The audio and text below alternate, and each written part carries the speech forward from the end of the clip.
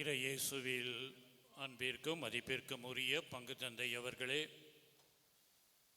அருட்சகோதரிகளே, உறுதி பூசல் என்ற அருட்சாதனத்தை பெறவிருக்கும் அன்பு பிள்ளைகளே, பெற்றோர்களே, இறையேசுவில் அன்புக்குரிய சகோதர சகோதரிகளே, உங்கள் அனைவருக்கும் நம்முடைய பங்கின் பாதுகாவலரான புனித யோசேப்புவின் அருளையும் ஆற்றலையும் நிறைந்த திருப்பலியாக அமைய அவருடைய வேண்டுதலின் மூலமாக ஜெபிக்க உங்களை அன்புடன் அழைக்கின்றேன். இன்றைய முதல் வாசகத்திலே நாம் பார்க்கின்றோம், பாபிலோன் அரசுக்கு அடிமைகளாக இருந்த இஸ்ராயல்களை இறைவன் எவ்வாறு மீண்டும் மீட்டு அவர்களுக்கு விடுதலையை தருவார் என்பதை இறைவாக்கினர் எசையா அருமையாக கூறுகின்றார். இறைவனின் அருளும் ஆற்றலும் என்றும் இஸ்ராயல் மக்களோடு இருக்கும். பெற்றெடுத்த ஒரு மகளை இறைவன் தன்னுடைய தாயின் அன்பினால் எவ்வாறு காக்கின்றாரோ அதே நிலையிலே அந்த அன்னை தன்னுடைய பெற்றெடுத்த பிள்ளைக்கு பால் கொடுக்க மறந்தாலும் கூட நான் அதை மறக்க மாட்டேன் என்பதை சுட்டிக்காட்டுகின்ற ஒரு அருமையான பகுதி. இறைவனின் கரிசனமும் அவரது பராமரிப்பை பற்றி இன்றைய முதல் வாசகம் கூறுகின்றது. இன்றைய நற்செய்தியிலே பார்க்கின்றோம், ஆண்டவராக இயேசு கிறிஸ்து செய்கின்ற ஒவ்வொரு செயலும் தந்தையின் விருப்பப்படியே இருக்கின்றது என்பதை சுட்டி காட்டுகின்றார். தந்தை என்னுள்ளம், நான் அவருள்ளம் இருந்து அன்பின் மூலமாக இணைக்கப்பட்டு நான் செய்வது எல்லாம் அவரது விருப்பத்திற்கு ஏற்ற ஒரு செயலாக இருக்கின்றது என்பதை. பழைய ஏற்பாட்டிலே இறைவனே தன்னையே ஒரு தாயின் நிலைக்கு மாற்றுகின்றார். புதிய ஏற்பாட்டிலே அந்த இறைவன் தன்னுடைய மகனின் மூலமாக இறை அன்பை நமக்கு தருகின்றார். அந்த இறை அன்பும் திருமகனின் அன்பும் நம்மில் செயல்படும் விதமானது ஆவியின் துணையால் செயல்படுகின்றது. இறையேசுவில் அன்புக்குரியவர்களே, நமது பங்கின் பெருவிழாவை கொண்டாடி கொண்டிருக்கும் சமயத்திலே புனித யோசேப்பு எவ்வாறு தன்னுடைய அழைப்பிற்கு ஏற்ற இறைவனின் அன்பின் கருவியாக இருந்து கிறிஸ்துவின் வளர்ப்பின் தந்தையாக தன்னுடைய கடமைகளை செய்கின்றார். தன்னுடைய கடமைகளை எவ்வாறு இறைவனோடு இயேசு கிறிஸ்து ஒன்றாக இருந்து செய்தாரோ அதே நிலையில் புனித யோசேப்புவும் இறைவனால் அவருக்கு கொடுக்கப்பட்ட அழைப்பிற்கு ஏற்றவாறு இறை விருப்பத்தை நிறைவேற்ற தன்னையே முழுமையாக நிறைவாக அர்ப்பணித்து மீட்பின் சரதியிலே அவர் ஆற்றக்கூடிய ஒரு கடமையை நமது வாழ்க்கையில் நமக்கு ஒரு எடுத்துக்காட்டாக காட்டுகின்றார். பழைய ஏற்பாட்டில் இறைவனே தன்னையே அர்ப்பணிக்கும் விதம், புதிய ஏற்பாட்டிலே கிறிஸ்து இறை ஆண்டவராம் பரம தந்தையின் ஒன்றிப்பில் இருந்து ஆற்றுகின்ற பணி, இன்றைய நிலையிலே நாம் அனைவரும் அந்த இறைவனோடும் கிறிஸ்துவோடும் இணைந்து புனித யோசேப்பு காட்டுகின்ற வழியில் நாமும் நம்முடைய அழைப்பிற்கு ஏற்ற ஒரு வாழ்க்கையை வாழ அழைக்கப்பட்டிருக்கின்றோம். நம்முடைய பங்கின் பாதுகாவலரான புனித யோசேப்பு 3 வகையிலே நமக்கு உறுதுணை புரிகின்றார். அமைதியில் தன்னுடைய வாழ்க்கையை, தன்னுடைய ஆன்மீக வாழ்க்கையை இறைவனோடு இணைத்து கொள்ளுகின்ற ஒரு அற்புதமான மனிதர். இஸ் a silent saint என்று சொல்லுவோம். பேசாத ஒரு புனிதராக தன்னுடைய கடமையை அமைதியில் ஆழமான இறை உறவில் செய்வது. அமைதி என்று சொல்லும் பொழுது ஏதோ பேசாமல் இருக்கின்ற ஒரு அமைதி கிடையாது.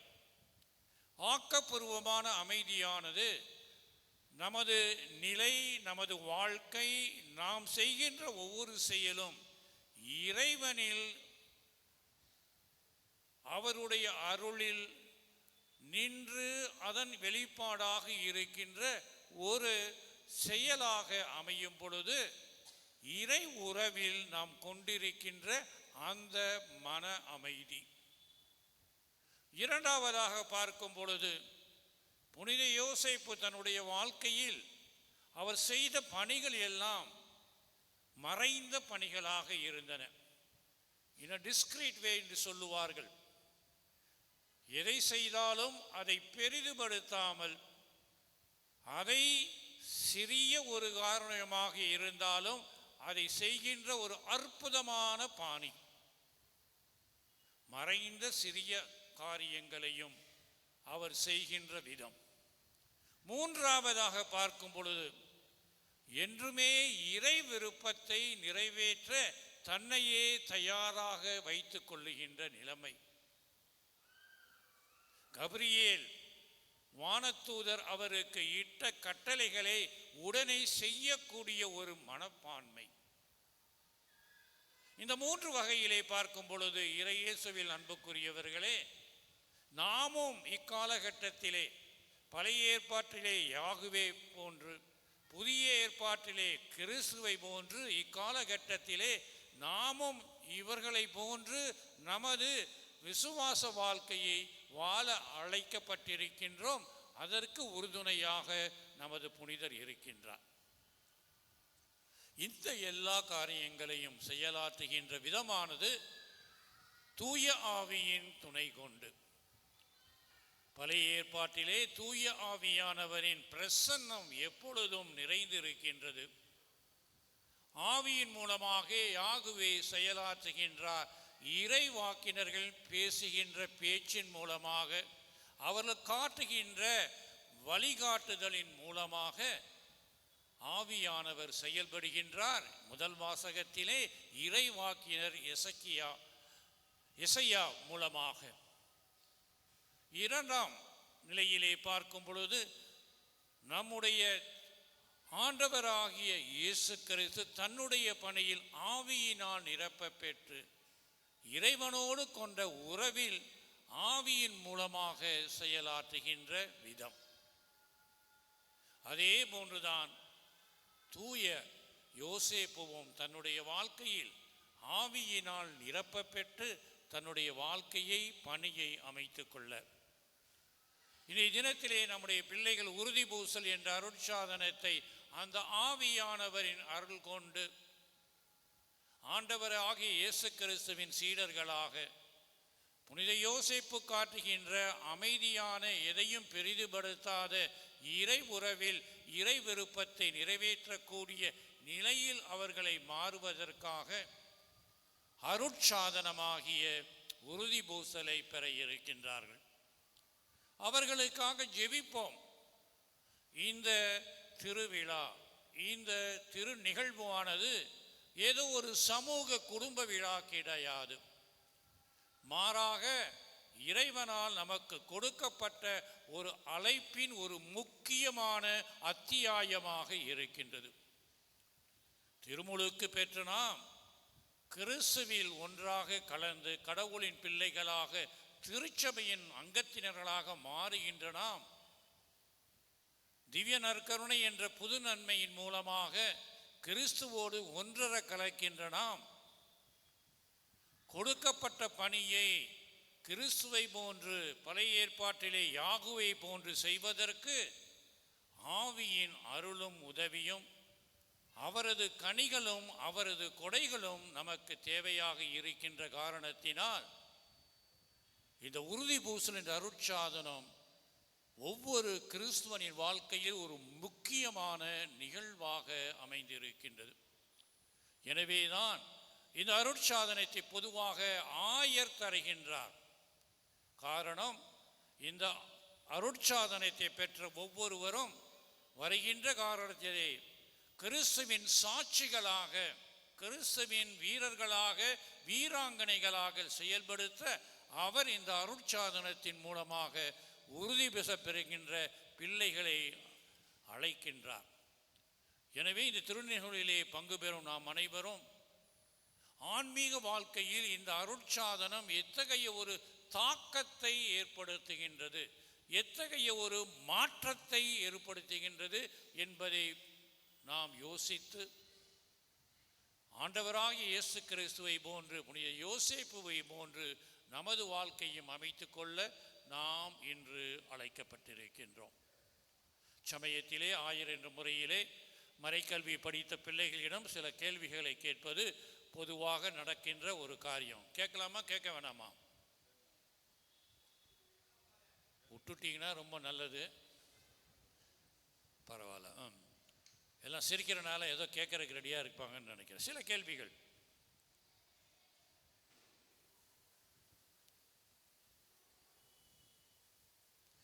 விவிலியத்தில் எத்தனை புத்தகங்கள் இருக்குது? பழைய ஏற்பாட்டில் எத்தனை, புதிய ஏற்பாட்டில் எத்தனை? யாருக்கு பதில் தெரியுமோ கையை தூக்கிட்டு எந்திரிச்சு பேரை தெளிவாக சொல்லிட்டு சுருக்கமாக பதில் சொல்லுங்க. என் பேர் பவேஷ். பழைய ஏற்பாடில் 46 நூல்கள் இருக்குது, புதிய ஏற்பாடில் 27 நூல்கள் இருக்குது. சரி, இந்த 73 புத்தகத்தில் உனக்கு பிடிச்சமான புத்தகம் எது? எனக்கு பிடிச்சது வந்து திருவெளிப்பாட்டு. எது? திருவெளிப்பாட்டு. ஏன், என்ன காரணத்தினால? அது வந்து புரியாத காரணத்தினால. அது வந்து ஃபியூச்சரில் நடக்க போகிறத வந்து முன்னாடியே ஒரு இமேஜினேஷனாக அதில் சொல்லியிருப்பாங்க. அதனால் எனக்கு திருவெளிப்பாட்டு பிடிக்கும். திருவெளிப்பாட்டு நிறைய பேர் விரும்பப்பட மாட்டாங்க, ஏன்னா அது புரியான புத்தகமாக இருக்கும். உனக்கு பிடிச்சிருக்குன்னா நீ வெரி ஃபிலாசபர்னு நினைக்கிறேன். நீ வெரி குட். கை தட்டிங்க ராஜேஷ்கே, வெரி குட். இரண்டாவது கேள்வி, புனித யோசேப்பு உறுதி பூசல் பெற்றாரா? எப்போது பெற்றார்? மறைக்கல்வியில் சொல்லி கொடுத்துருக்க மாட்டாங்கன்னு நினைக்கிறேன். பிள்ளைகளுக்கு தெரியாட்டா பெற்றோர்களும் சொல்லலாம், அது சொல்லாட்டா சிஸ்டர்ஸ் சொல்லலாம், இல்லாட்டி பங்குசாமியார் சொல்லுவார் கடைசியில். பங்குசாமியார்னு சொன்னால் அவ்வளோ சந்தோஷம் உங்களுக்கு.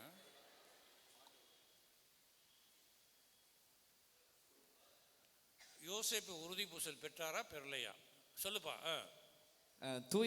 தூயாவி வந்து கபிரியேல் தூதர் வந்து அவர் கனவுல வரும்போது அப்போ பெற்றாங்க. எப்போ தூயாவி வந்தார் அவர்கிட்ட? மரியாவை ஏத்துக்கு அப்படி சொல்லும் கனவு. மரியாள்கிட்ட வந்தார். இவர்கிட்ட எப்போ வந்தார்? யோசேப்கிட்ட. எப்போ? இந்த சமயத்தில். அதுதான் அவர் தூங்கிட்டு இருக்கும்போது கனவுல வருவாங்க. கனவுல வந்து சொல்லும்போது அப்போ தூயாவி கபிரியேல் தூதர் வழியா தூயாவி வருவார். Very good. என்னன்னா கரெக்டாக சொல்ல போனோம், எப்பொழுது வானதூதர் கபிரியேல் அவருக்கு தோன்றி அவரை அன்புடன் அழைக்கும் பொழுது ஆவியின் அருளால் நிரப்பப்படுகின்றார். அதனால வந்து ஒரு 1000 தான் போய் உறுதி பூசல் கொடுக்கணும் அந்த காலத்தில் கிடையாது, பங்கு கோயில் தான் இருக்கணும் கிடையாது. அன்னை மரியாளுக்கும் அவ்வாறு தான். அன்னை மரியாள் எப்பொழுது உறுதி பூசல் பெற்றாங்க? வேற யாரும் சொல்லிட்டோம். கோயில் கிளாஸில் உட்காந்து சிரிக்கிறாங்களா? அவங்களுக்கு கேட்போம். எப்போம்மா சொன்னாங்க? யாராச்சும் சொல்லுங்க பார்ப்போம். எப்போ அன்னை மரியாள் உறுதி பூசல் ஆவியானவர் எப்போ வந்தார்? ஒரு கை தூக்குறாங்க. Very good. என் பேர் வந்து ஜென்சியா. அன்னை மரியா வந்து அவங்களுக்கு மங்கள வார்த்தை சொல்ல போது உறுதி பூசல் பெற்றார். Very good, very good. மங்கள வார்த்தை அந்த வருது பொழுது கேட்டார். மூன்றாவது கேள்வி, ஆவியானவர் கொடைகளை கொடுக்கின்றால் கனிகளை கொடுக்கின்றார். கொடைகள் எத்தனை, கனிகள் எத்தனை? சொல்லுங்க. யாராச்சும் பதில் சொல்லாதவங்க மட்டும் சொல்லுங்க. என் பெயர் லூயிஸ். கொடைகள் 7 வகைப்படும் மற்றும் கனிகள் 12 வகைப்படும். கொடைகள் எத்தனை, என்னென்ன கொடைகள்னு சொல்ல முடியுமா? ஞானம், மெய்யுணர்வு, அறிவுரை திறன், நுண்மதி, ஆற்றல், இறைப்பற்று, இறை அச்சம். இதில் 7 எது மிகவும் முக்கியமானது? இறை அச்சம். இறை அச்சம். ஏன், காரணம் என்ன? ஏனென்றால் இறையச்சம் என்பது ஞானத்தின் தொடக்கமாகும். Very good. கை தட்டிங்க அந்த பிராசத்துக்கு. கனிகள் யாரு? பெண்கள் சைட்லேருந்து யாரை சொல்லட்டும்? என் பேர் Jayamithra. Fruits charity, joy, peace, patience, benignity, goodness, longanimity, mildness, peace, continency, faith, continency, chastity. எல்லாம் கரெக்டாக சொல்லிட்டாங்கல்ல? சரி, இதில் எது Cha- முக்கியமானது? எது? Charity. சேரிட்டியா? அன்பா சேரிட்டியா? லவ்வா? சேரிட்டி தான் லவ். அது லவ் இருந்தால் தான் எல்லா குவாலிட்டிஸும் அதுலேருந்து தான் வரும். லவ் இருந்தால் தான் சேரிட்டி வருமா? சேரிட்டி இருந்தால் லவ் வருமா? சேரிட்டிலேருந்து லவ். சரி, வெரி குட். மாற்றி லவ்லேருந்து தான் சேரிட்டி வரணும். சரி, எதில் இருந்தாலும் சரி, லவ்வும் சேரிட்டியும் ஒன்றா தான் பயணிக்கும். அதில் பண்ணு. சரி, அதுதான் முக்கியம். ஏன் காரணம்? ஏன்னா அதுலேருந்து எல்லா குவாலிட்டிஸும் வரும். அது இருந்தால் தான் எல்லா வேலைகளும் செய்ய முடியும். அது இருந்தால் தான் மற்ற கனிகளில் பொறுமை இருக்கும், சாந்தம் இருக்கும், கனிவு இருக்கும், விட்டு கொடுக்கும் மனப்பான்மை இருக்கும், பரிவு எல்லாம் இருக்கும். வெரி குட், கை தட்டிடுங்க. சரி, இந்த ரெண்டும் கனிகளும் கொடைகளும் கொடுக்கிறார். ஏன் பிரித்து கொடுக்கிறார்? ஒன்றா கொடுத்துருக்கலாம்ல? ஒரே ஆவியார் தானே, ஏன் பிரித்து கொடுக்குறாரு? நீங்கள் சொல்லாதீங்க.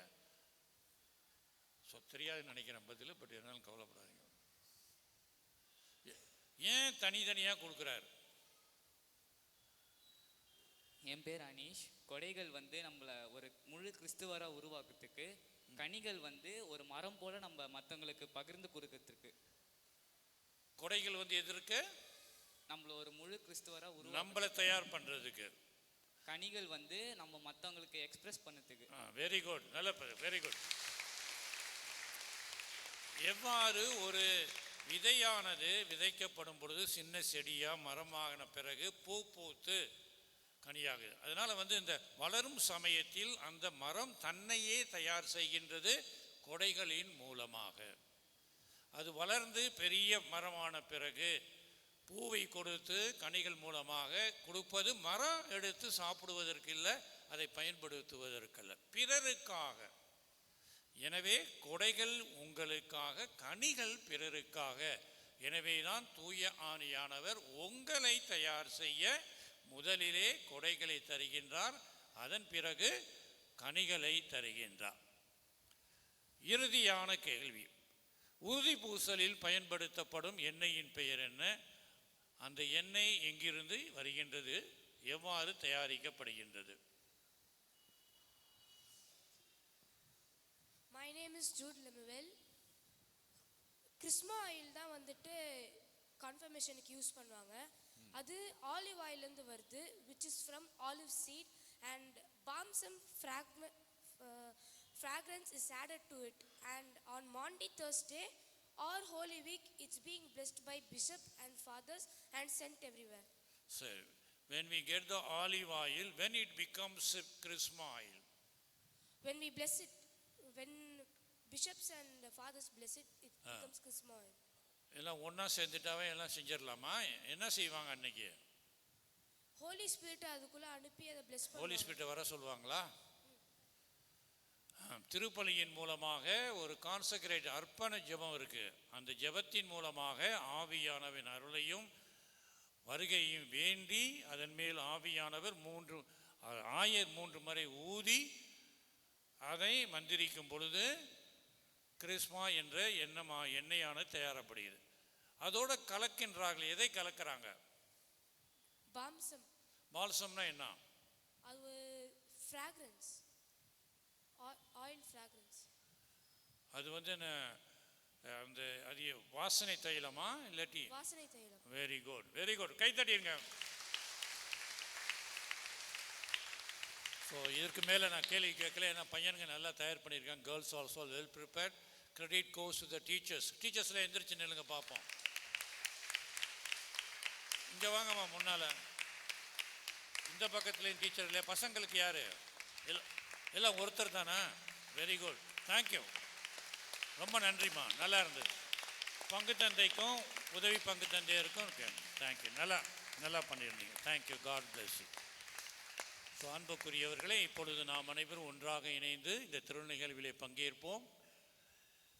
ஒன்றுபட்ட எண்ணத்துடன் எவ்வாறு ஆவியானவர் வருகைக்காக அன்னை மரியாள் சீடர்களுடன் ஒன்றாக இணைந்து ஜெபித்தாரோ அதே நிலையில் நாமும் ஒன்றிணைந்து ஜெபித்து இறை அருளை பெறுவோம். பிள்ளைகளுக்கு மட்டுமல்ல, நாம் அனைவரும் ஏறக்குறைய பல வருடங்களுக்கு முன்பாக உறுதி பூசலை பெற்றிருக்கோம். அது சில பேர் நினச்சி கூட பார்க்க மாட்டீங்க. அன்றைக்கி என்ன நடந்ததுன்னு தெரியாது, எந்த பிஷப் கொடுத்ததுன்னு தெரியாது, அது எப்படி கொடுத்தாங்க அதெல்லாம் தெரியாது. பரவாயில்ல, ஆவியானவர் உங்கள் மேலேயும் வந்திருக்கார், இன்றைக்கும் வரார் பிள்ளைகளோடு. எனவே அந்த ஆவியானவர் வருகைக்கு நமது உள்ளத்தை திறப்போம். கனிகளையும் கொடைகளையும் பெற்ற நாம் ஒழுங்காக அவை பயன்படுத்துகின்றோமா? ஒரு சுய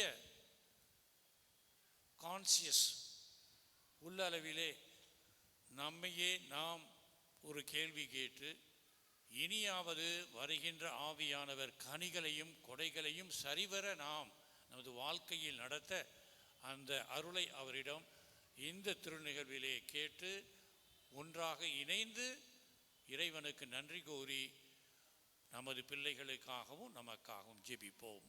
ஆமென்.